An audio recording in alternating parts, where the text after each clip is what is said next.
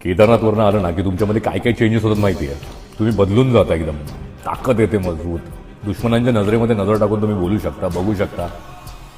एक एनर्जी तुमच्या सोबत नेहमी अशी राहते आजूबाजूला. तुम्हाला फील होतं ते की भाई काहीतरी आजूबाजूला जे सपोर्ट करतंय तुम्हाला, वाघासारखी फिलिंग येते. असं वाटतं तुम्ही कोणी अंगावर 4-5 जण काय 10 जणांना तरी पण उत्तर देऊ शकता, नळू शकता, एवढी पॉवर येते. केदारनाथ अशी एक पॉवर आहे ना, खरंच सांगतो, तुम्हाला वाघ बनवून सोडते. आणि तुमची नेगेटिव्हिटी, जे तुमच्यावर कोणी देवधर्म काय करून ठेवलेत, इडापिडा सगळी लागलेली असते, ती सगळी जादूटोणा सगळी निघून जाते. आणि एक स्पार्क येतो असा की भाई, आणि एक मार्ग दिसतो सरळ की मला ह्या मार्गालाच जायचं आहे, मला हेच करायचं आहे, आत्ता हलायचं नाही. आणि ते तुम्ही एकदम सुरळीत करता.